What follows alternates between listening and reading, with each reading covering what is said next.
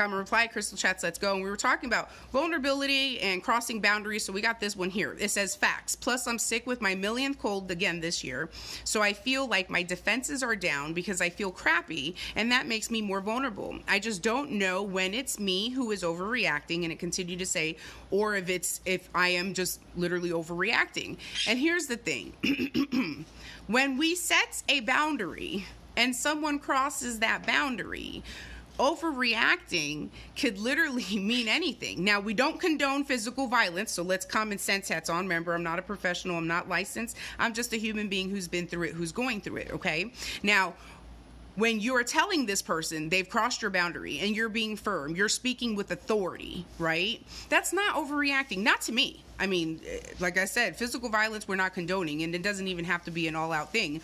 But you have the right to stand in your rights for whatever boundaries you set for yourself. And then when you're sick, sometimes those guards go down. And it's important to understand that just because you don't feel well does not give other people to take advantage of whether or not they can cross a boundary, right? And then we'll talk on the flip side of that. If you cross someone's boundary, and then they get upset, then what happens with the reaction we have to their reaction, to their actions? Now, here's the thing. I saw this on the show School Spirits. Don't know if y'all see it.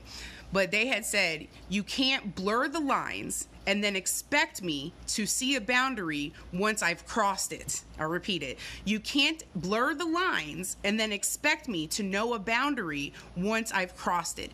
I.e., if someone has those lines blurred and then you cross the boundary and then they freak out on you and you didn't even know. Now, that could end a few different ways. We're not condoning physical violence. Common sense hats on. But that could end in a constructive conversation to bring yourselves back into what expectations are, what are the boundaries, and reestablish what this foundation is with whoever it is that's important enough to have boundaries with, because that's people who are close to us, right?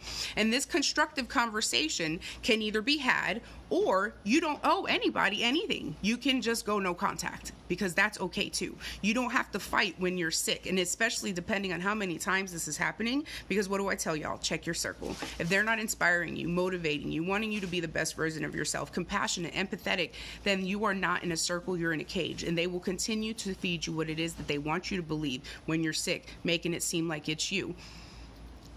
So get out of the cage, be in the circle, and remember, love, you're doing good. I hope you're feeling better. Y'all, you're not alone. We're in it together, and I love you.